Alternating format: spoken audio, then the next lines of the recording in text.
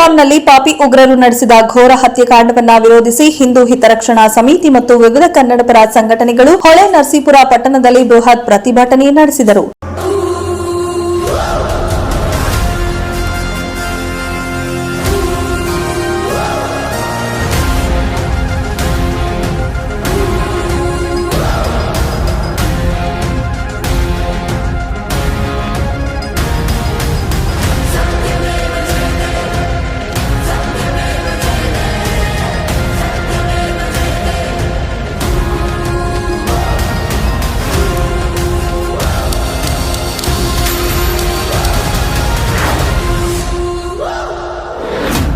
ಇನ್ನು ಚೆನ್ನಂಬಿಕಾ ವೃತ್ತದಿಂದ ಹೊರಟ ಪ್ರತಿಭಟನಾಕಾರರು ಉಗ್ರವಾದ ಮತ್ತು ಭಯೋತ್ಪಾದನಾ ಕೃತ್ಯದ ವಿರುದ್ಧ ಭಿತ್ತಿ ಚಿತ್ರಗಳಲ್ಲಿ ಹಿಡಿದು ಘೋಷಣೆ ಕೂಗುತ್ತಾ ಪೇಟೆ ಮುಖ್ಯ ರಸ್ತೆಯಲ್ಲಿ ಮೆರವಣಿಗೆ ಬಂದು ಡಾ ಬಿಆರ್ ಅಂಬೇಡ್ಕರ್ ವೃತ್ತದ ಮೂಲಕ ಮಹಾತ್ಮ ಗಾಂಧಿ ಪ್ರತಿಮೆ ಮುಂದೆ ಸಮಾವೇಶಗೊಂಡು ಕೆಲ ನಿಮಿಷಗಳ ಕಾಲ ಮಾನವ ಸರಪಳಿ ನಿರ್ಮಿಸಿ ನಂತರ ಉಗ್ರವಾದಿಗಳ ಪ್ರತಿಕೃತಿಯನ್ನ ದಹಿಸಿ ಘೋಷಣೆ ನಂತರ ತಾಲೂಕು ಕಚೇರಿಗೆ ತೆರಳಿ ತಹಶೀಲ್ದಾರ್ ಅವರಿಗೆ ಮನವಿ ಪತ್ರವನ್ನ ಸಲ್ಲಿಸಿದರು.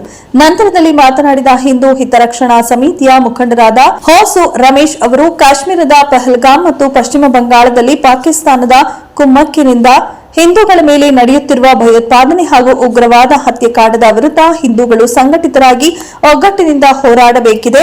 ಭಾರತದ ಸ್ವಿಟ್ಜರ್ಲ್ಯಾಂಡ್ ಎಂದು ಕರೆಯಲ್ಪಡುವ ಕಾಶ್ಮೀರದ ಪಹಲ್ಗಾಮ್ನಲ್ಲಿ ಹಿಂದೂ ಪ್ರವಾಸಿಗರನ್ನ ಗುರಿಯಾಗಿಸಿಕೊಂಡು ಅವರನ್ನ ಅವರ ಧರ್ಮ ಜಾತಿ ಯಾವುದೆಂದು ಕೇಳಿ ಹತ್ಯೆ ಮಾಡಿದ ಉಗ್ರವಾದಿಗಳ ಭಯೋತ್ಪಾದನಾ ಕೃತ್ಯ ಖಂಡನೀಯ. ಕಾಶ್ಮೀರದಲ್ಲಿ ಪ್ರಜಾಪ್ರಭುತ್ವ ನೆಲೆಸಿ ನಾಗರಿಕ ಸರ್ಕಾರ ಅಸ್ತಿತ್ವಕ್ಕೆ ಬಂದಿದ್ದು ಅಲ್ಲಿ ಶಾಂತಿ ನೆಲೆಸಿ ಪ್ರವಾಸೋದ್ಯಮ ಚಟುವಟಿಕೆಗಳಲ್ಲಿ ಸಕ್ರಿಯವಾಗಿದ್ದು ಅಲ್ಲಿನ ಜನರ ಆರ್ಥಿಕ ಪರಿಸ್ಥಿತಿ ಸರಿಯಾಗುತ್ತಿರುವುದನ್ನು ಸಹಿಸದ ಪಾಕಿಸ್ತಾನಿಗಳು ಉಗ್ರವಾದ ಕುಮ್ಮಕ್ಕು ನೀಡುತ್ತಿರುವುದು ಖಂಡನೀಯ. ಭಾರತದ ಹಿಂದೂ ಮತ್ತು ಮುಸ್ಲಿಂ ಸಮುದಾಯದವರು ಇಂತಹ ಸಂದರ್ಭಗಳಲ್ಲಿ ಒಗ್ಗಟ್ಟಿನ ಪ್ರದರ್ಶನ ಮಾಡಿ ನಮ್ಮ ಸೈನಿಕರಿಗೆ ಮತ್ತು ಭಾರತ ಸರ್ಕಾರಕ್ಕೆ ಬೆಂಬಲ ನೀಡುವ ಅವಶ್ಯಕತೆ ಇದೆ. ಉಗ್ರವಾದ ಮತ್ತು ಭಯೋತ್ಪಾದನೆಯನ್ನ ಆಮೂಲಾಗ್ರವಾಗಿ ಬೇರು ಸಮೇತ ನಿರ್ಮೂಲನೆ ಮಾಡಲು ನಾವೆಲ್ಲರೂ ಸೈನಿಕರ ಜೊತೆಯಲ್ಲಿ ಮತ್ತು ಕೇಂದ್ರ ಸರ್ಕಾರದ ಜೊತೆ ಕೈಜೋಡಿಸಬೇಕು ಎಂದರು.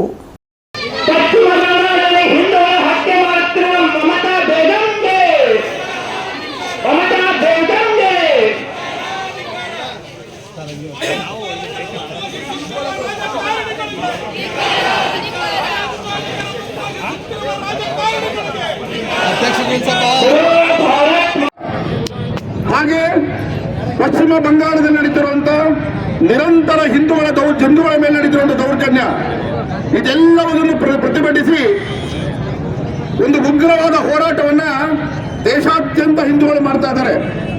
ಅದೇ ರೀತಿ ಇವತ್ತು ಹೊಳೆ ನರಸೀಪುರದಲ್ಲಿ ನಾವೆಲ್ಲರೂ ಕೂಡ ಕೇವಲ 1-2 ದಿನದ ನೋಟಿಸ್ನಲ್ಲಿ ನಾವಿತ್ತು ಇಷ್ಟೊಂದು ಜನ ಸಾವಿರಾರು ಜನ ಸೇರಿ ಒಂದು ಬೃಹತ್ ಪ್ರತಿಭಟನೆಯನ್ನು ನಾವು ಹಮ್ಮಿಕೊಂಡಿದ್ದೇವೆ. ಪಾಕಿಸ್ತಾನದ ಭಯೋತ್ಪಾದಕರು ಜೊತೆಗೆ ಭಾರತದ ಒಳಗಳನ್ನೇ ಇರುವಂತಹ ಪಾಕಿಸ್ತಾನ ಏಜೆಂಟ್ಗಳು ಒಟ್ಟಿಗೆ ಸೇರಿ ಇವತ್ತು ಹಿಂದೂಗಳ ನರಮೇಧವನ್ನು ಮಾಡಿದ್ದಾರೆ. ಆರ್ಟಿಕಲ್ 370 ಇದನ್ನು ತೆಗೆದು ಹಾಕಿದ ನಂತರ ಕಾಶ್ಮೀರ ಸುಧಾರಣೆ ಆಗ್ತಾ ಇತ್ತು. ಕಾಶ್ಮೀರದಲ್ಲಿ ಜೀವನ ವ್ಯವಸ್ಥೆ ಚೆನ್ನಾಗಿ ಆಗ್ತಾ ಇತ್ತು. ವ್ಯಾಪಾರ ವಹಿವಾರ ಮತ್ತೆ ಯಾವುದು ಅಲ್ಲಿಯ ಪ್ರವಾಸೋದ್ಯಮ ಇದೆಲ್ಲವೂ ಕೂಡ ಬೆಳೀತಾ ಇತ್ತು. ಲಕ್ಷಾಂತರ ಜನ ಪ್ರವಾಸಕ್ಕೆ ಅಲ್ಲಿ ಹೋಗ್ತಾ ಇದ್ರು. ಕಾಶ್ಮೀರವನ್ನ ಭಾರತದ ಸ್ವಿಟ್ಜರ್ಲ್ಯಾಂಡ್ ಅಂತ ಕರಿತೀವಿ ನಾವು. ಅಂತ ಒಂದು ಕಾಶ್ಮೀರದಲ್ಲಿ ಇವತ್ತು ಇದ್ದಕ್ಕಿದ್ದ ಹಾಗೆ ಕಾಶ್ಮೀರದಲ್ಲಿ ಸ್ವತಂತ್ರ ಸರ್ಕಾರ ನಿರ್ಮಾಣ ಆಗಿದೆ, ಕಾಶ್ಮೀರದಲ್ಲಿ ಚುನಾವಣೆ ನಡೆದಿದೆ. ಇದೆಲ್ಲದಕ್ಕೂ ಆಗಿದ ಕಾರಣ ಅಂದ್ರೆ ಏನು ಅಂದ್ರೆ ಆರ್ಟಿಕಲ್ 370 ತೆಗೆದು ಹಾಕಿದ್ರು. ಅದು ತೆಗೆದು ಹಾಕಿದ ನಂತರ ಪಾಕಿಸ್ತಾನದ ಭಯೋತ್ಪಾದಕರಿಗೆ, ಪಾಕಿಸ್ತಾನದ ಜನಗಳಿಗೆ, ಪಾಕಿಸ್ತಾನದ ಸರ್ಕಾರಕ್ಕೆ ಇದನ್ನು ತಡ್ಕೊಳ್ಳಿಕ್ಕೆ ಸಾಧ್ಯವಾಗ್ತಿಲ್ಲ. ಭಾರತ ವಿರೋಧಿ ನಿಲುವನ್ನು ಅವರು ತೆಗೆದು ಇವತ್ತು ಪಹಲ್ಗಾಮ್ನಲ್ಲಿ ಬಂದಿದ್ದಂತ ಯಾತ್ರಾರ್ಥಿಗಳಿಗೆ ಅವರ ಧರ್ಮವನ್ನ ಹುಡುಕಿ ಅವರು ಹಿಂದೂಗಳು ಅನ್ನೋದನ್ನ ಗಟ್ಟಿ ಮಾಡಿಕೊಂಡು ಅವರು ಹಿಂದಿ ಅನ್ನೋದನ್ನ ಟೆಸ್ಟ್ ಮಾಡಿ ಅವರ ಬಟ್ಟೆ ಬಿಚ್ಚಿಸಿ ನೋಡಿ ನಂತರ ಅವರನ್ನ ಕೊಲೆ ಮಾಡುವಂತ ಕೆಲಸವನ್ನು ಮಾಡಿದ್ದಾರೆ. ಗನ್ ಪಾಯಿಂಟ್ ಹಿಡ್ಕೊಂಡು ತಲೆಗೆ ಗನ್ ಪಾಯಿಂಟ್ ಹಿಡಿದು ನಿನ್ನ ಜಾತಿ ಯಾವುದು, ನಿನ್ನ ಧರ್ಮ ಯಾವುದು, ನಿನ್ನ